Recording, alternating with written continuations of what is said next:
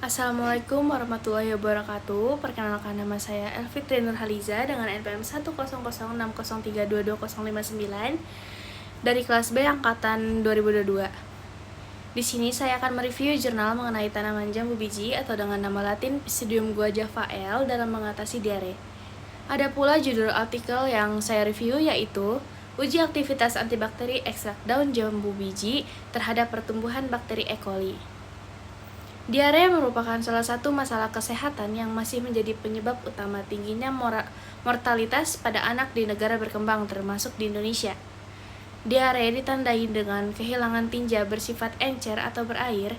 Gejalanya berupa infeksi di saluran usus akibat bakteri, virus, atau mikroorganisme parasit lainnya. Banyak kasus diare disebabkan oleh bakteri Escherichia coli. Kuman jenis ini menyebar pada air dan makanan yang terkontaminasi atau ditularkan langsung dari orang ke orang, dan paling banyak di lingkungan yang kebersihan nilainya buruk, kurangnya akses air minum yang bersih, dan sanitasi yang buruk. Tumbuhan yang dapat dipakai sebagai obat tradisional sebagai antibakteri adalah daun jambu biji.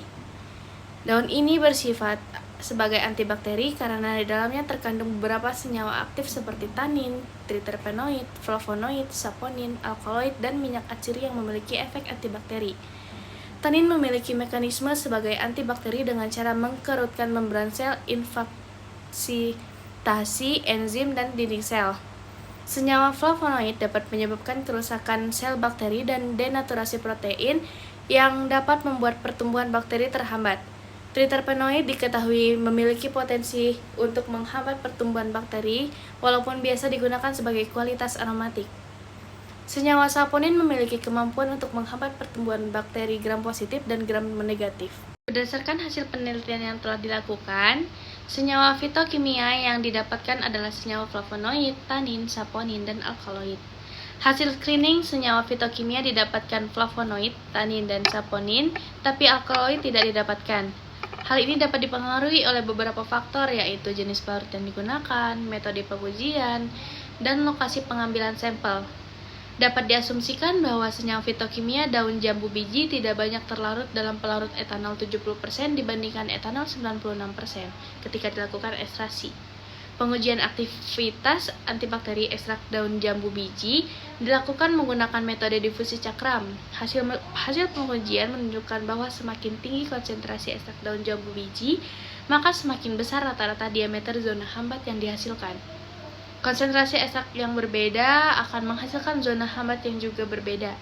Aktivitas antibakteri daun jambu biji mampu menghambat pertumbuhan bakteri Escherichia coli karena adanya kandungan senyawa metabolit sekunder seperti adanya flavonoid, saponin, tanin, dan alkaloid dalam daun jambu biji.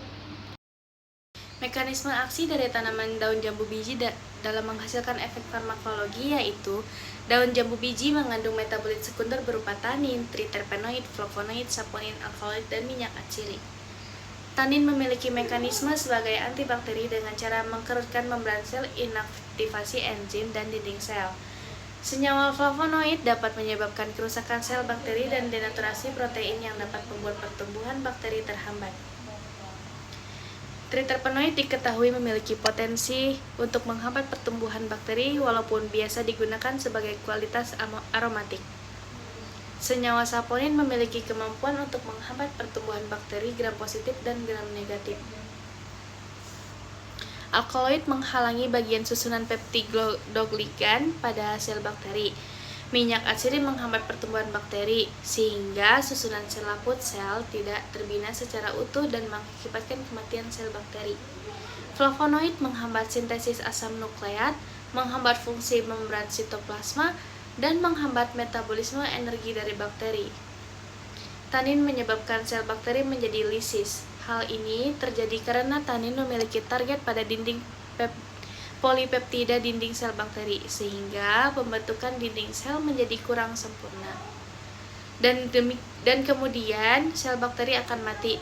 Mekanisme kerja tanin sebagai antibakteri yaitu menghambat enzim reverse transkriptase dan DNA topoisomerase sehingga sel bakteri tidak dapat terbentuk. Tanin memiliki kemampuan untuk menginaktivasi adhesin sel bakteri melalui enzim dan mengganggu transport protein pada lapisan dalam sel bakteri. Tanin juga memiliki target pada polipeptida dinding sel bakteri sehingga pembentukan dinding sel bakteri menjadi kurang sempurna. Saponin memberikan efek antimikroba dengan membentuk kompleks polisakarida pada dinding sel. Interaksi saponin dengan dinding sel akan menyebabkan rusaknya dinding dan membran sel hingga akhirnya bakteri lisis. Alkaloid dapat mengganggu komponen penyusun peptidoglikan pada sel bakteri, sehingga menyebabkan bakteri mati. Mekanisme kerja alkaloid sebagai antibakteri yaitu dengan cara mengganggu komponen penyusun peptidoglikan pada sel bakteri, sehingga lapisan dinding sel tidak terbentuk secara utuh dan menyebabkan kematian sel tersebut. Adapun mekanisme lain antibakteri alkaloid yaitu komponen alkaloid diketahui sebagai interkalator DNA dan menghambat enzim topoisomerase sel bakteri. Berdasarkan hasil penelitian, disimpulkan bahwa daun jambu biji diekstraksi dengan metode maserasi dan dilakukan uji fitokimia untuk mengetahui kandungan senyawa metabolit sekunder. Diperoleh hasil ekstrak daun jambu biji atau Pseudium guajavae memiliki kandungan senyawa metabolit sekunder yaitu flavonoid, saponin, tanin, dan alkaloid. Sekian presentasi dari saya, mohon maaf apabila terdapat kekurangan. Wabillahi taufiq wal hidayah. Wassalamualaikum warahmatullahi wabarakatuh.